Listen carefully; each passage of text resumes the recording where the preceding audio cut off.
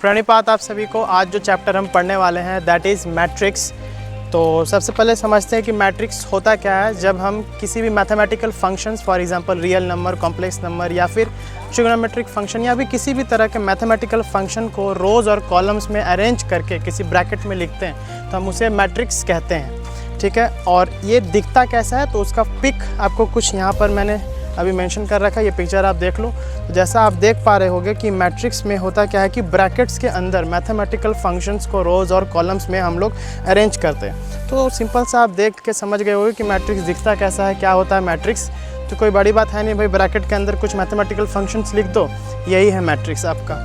अब बात करते हैं कि मैट्रिक्स का अपना कुछ एक ऑर्डर होता है कि ऑर्डर क्या होता है, आओ समझते हैं। ऑर्डर का मतलब होता है कि इस मैट्रिक्स में कितने रोज़ हैं और कितने कॉलम है। फॉर एग्जांपल यहाँ पे जो अभी आप मैट्रिक्स देख रहे हो इसमें 3 रोज़ हैं। समझने के लिए आप समझ सकते हो इसमें 3 बेंचेस लगे हुए हैं और 3 कॉलम्स हैं। तो इस मैट्रिक्स का ऑर्डर जो होगा 3/3, जी हाँ इट इज़ 3/3। आप इसको 3×3 नहीं पढ़ सकते, आपको इसे 3/3 ही पढ़ना होगा। इसका यूज़ कहाँ पर है, तो मैट्रिक्स का यूज़ काफ़ी जगह पर है। मैथ्स में और इंजीनियरिंग में भी है, एआई और मशीन लर्निंग में भी है खास करके। और आप 12th क्लास में आप ये पढ़ोगे कि मैट्रिक्स की मदद से लीनियर इक्वेशंस को कैसे सॉल्व करते हैं। और भी बहुत एप्लीकेशन है, आप सोच भी नहीं सकते मैट्रिक्स का इतना एप्लीकेशन है, ठीक है। तो आओ अभी हम समझते हैं कि टाइप्स ऑफ मैट्रिसेस, कितने टाइप्स के मैट्रिसेस होते हैं, ओके। तो फर्स्ट जो हमारा टाइप है दैट इज़ रो मैट्रिक्स। जैसा इसका नाम वैसा इसका काम। तो रो का मतलब होता है कि एक सिंगल रो है। रो का मतलब क्या है कि एक सिंगल रो है। ऐसे मैट्रिक्स को हम रो मैट्रिक्स कहते हैं जिसमें बस एक सिंगल रो है। उसमें कॉलम्स इन्फिनाइट तक हो सकते हैं बट उसमें जो आपका रो होगा वो फिक्स है, दैट इज़ 1। और ऐसे मैट्रिक्स का ऑर्डर जो होता है वो फिक्स होता है, दैट इज़ पहला नंबर तो 1 वो फिक्स है, 1/m। m क्या है भाई, नंबर ऑफ़ कॉलम्स। तो m कोई भी वैल्यू हो सकता है 1 से लेकर इन्फिनिटी तक। अब बात करते हैं कॉलम मैट्रिक्स की। तो जैसा इसका नाम फिर से वैसा इसका काम। ये एक ऐसा मैट्रिक्स होता है जिसमें सिर्फ एक सिंगल कॉलम होता है, ठीक है। तो इसमें जो इसका जो ऑर्डर होगा उसमें m/1, m एक नंबर है जो कुछ भी हो सकता है 1 से लेकर इन्फिनिटी तक, बट इसके बाद का जो 1 है दैट इज़ 1 कॉलम, ये फिक्स रहेगा। ये मैट्रिक्स दिखने में कुछ ऐसा होता है जैसा आप यहाँ स्क्रीन पे देख भी पा रहे होगे। तो रो मैट्रिक्स समझ लिया हमने, कॉलम मैट्रिक्स समझ लिया। तो रो और कॉलम मैट्रिक्स के बाद अब हमें जो मैट्रिक्स को समझना है दैट इज़ स्क्वायर मैट्रिक्स। तो स्क्वायर मैट्रिक्स क्या होता है, एक ऐसा मैट्रिक्स जिसमें number of rows is equals to number of columns. ऐसे मैट्रिक्स को हम स्क्वायर मैट्रिक्स कहते हैं, ठीक है, जिसमें number of rows equals to number of column होता है। इस तरह का मैट्रिक्स जो होता है वो स्क्वायर मैट्रिक्स कहलाता है। अगर आप स्क्वायर मैट्रिक्स को अच्छे से समझ गए हो तो आपको इसके आगे वाला मैट्रिक्स भी ईजिली समझ में आएगा, that is the diagonal matrix. Diagonal matrix क्या होता है आपका कि इसमें जो डायगोनल के एलिमेंट्स हैं वो सारे तो कुछ एक नंबर या कोई भी मैथमेटिकल फंक्शंस होते हैं बट इसके अलावा जो बाकी एलिमेंट्स हैं वो ज़ीरो होते हैं। तो ऐसे मैट्रिक्स को हम कहते हैं डायगोनल मैट्रिक्स। जैसा आप इस पिक्चर में देख पा रहे हो कि डायगोनल में कुछ एलिमेंट्स होने चाहिए, वो कुछ भी हो सकता है, वो नंबर हो सकता है, कोई भी मैथमेटिकल फंक्शन हो सकता है, लेकिन इसके अलावा बाकी जो एलिमेंट्स हैं वो आपको ज़ीरो दिख रहे होंगे।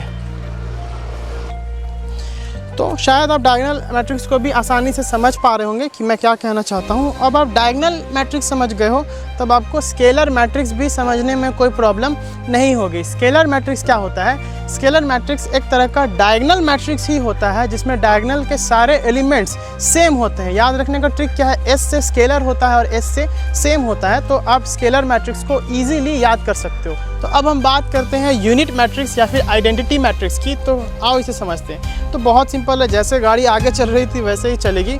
तो यूनिट मैट्रिक्स कुछ अलग नहीं होता है, डायगोनल के सारे एलिमेंट्स को आप फिक्स कर दो, दैट इज़ 1, ठीक है। डायगोनल के सारे एलिमेंट्स को जब आपने फिक्स कर दिया, उसे 1 सेट कर दिया, अब ये मैट्रिक्स यूनिट मैट्रिक्स कहला सकते हैं या फिर आइडेंटिटी मैट्रिक्स हम इसे बुला सकते हैं। आपको बस ये याद रखना, आइडेंटिटी मैट्रिक्स या फिर यूनिट मैट्रिक्स होता है इसके डायगोनल के सारे एलिमेंट्स 1 होते हैं, ओके। और स्केलर में क्या था, सारे एलिमेंट्स सेम होते थे, वो 5 भी हो सकता है, आयोटा भी हो सकता है, साइन थीटा भी हो सकता है, कुछ भी हो सकता है, बट इसमें यूनिट मैट्रिक्स में सारे एलिमेंट फिक्स है, दैट इज़ 1।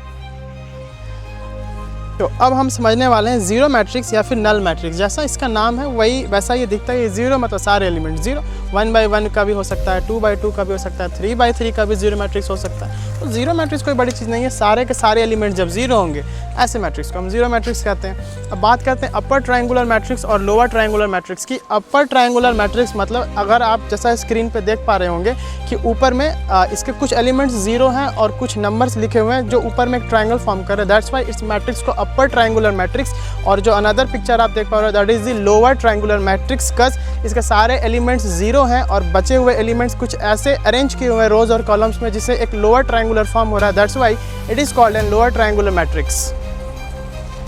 तो अभी हम लोग जो नेक्स्ट टॉपिक सीखने जा रहे हैं that is construction of a matrix, यानी आपको कुछ इंस्ट्रक्शंस गिवन होंगे और आपको उन इंस्ट्रक्शंस के अकॉर्डिंगली आपको क्या बनाना पड़ेगा कि मैट्रिक्स को बनाना पड़ेगा। और कंस्ट्रक्शन ऑफ मैट्रिक्स को समझने के लिए आपको करना क्या है, आपको कुछ समझाता हूँ मैं, और इसका जो बेस्ट एक्सप्लेनेशन है वो कुछ इस तरीके से है। अगर इसमें 3 रोज और 3 कॉलम्स है तो आप इसे इजीली कैसे समझ सकते हो, आओ आपको बताता हूँ। दैट इज़, मान लो कि ये एक बेंच है, first bench, second bench, third bench. आप इसे रो मत बोलो, बोलो बेंच बोलो, कि फर्स्ट बेंच, सेकंड बेंच और थर्ड बेंच। और आप जैसा कि देख पा रहे हो कि पहले बेंच पे जो पहला आदमी है दैट इज़ दी A11, ठीक है। जो पहले बेंच पे जो पहला आदमी बैठा है we can call it as A11। A को हम एलिमेंट से रिप्रेजेंट कर रहे हैं और 11 का मतलब क्या है, पहला बेंच पहला आदमी। उसके बाद जो देख पा रहे होगे आप दैट इज़ फर्स्ट रो में जो सेकंड स्टूडेंट है, यानी कि पहले बेंच का दूसरा आदमी, उसको हम रिप्रेजेंट कर सकते हैं A12। उसके बाद जो है पहले बेंच में जो तीसरा आदमी बैठा है उसे हम रिप्रेजेंट कर सकते हैं A13। अब आते हैं सेकंड बेंच पर, तो सेकंड बेंच पर जो पहला आदमी है उसे रिप्रेजेंट करने का स्टाइल है दैट इज A21, और सेकंड बेंच पर जो दूसरा आदमी है उसे हम रिप्रेजेंट कर सकते हैं A22, और सेकंड बेंच पर जो थर्ड आदमी बैठा है उसे हम रिप्रेजेंट कर सकते हैं A23। यानी कि इन एलिमेंट्स के लोकेशन को बताने के लिए हम जो टर्म यूज़ कर सकते हैं दैट इज़ A, और उसके बेस में 2 1 2 2 3 1 3 2 3 3, इस तरह से हम रिप्रेजेंटेशन करके मैट्रिक्स का लोकेशन बता सकते हैं। और आपको जो इंस्ट्रक्शंस गिवन होंगे, for example Aij equals to I plus J वगैरह वगैरह, आपको एक एग्जांपल से समझाता हूँ। आओ क्वेश्चन देखते हैं, क्वेश्चन करके हम समझेंगे कि कंस्ट्रक्शन ऑफ मैट्रिक्स कैसे करता है। लेकिन कंस्ट्रक्शन ऑफ मैट्रिक्स करने से पहले आप ये लोकेशन का कॉन्सेप्ट क्लियर जरूर कर लेना, दैट इज Aij वाला।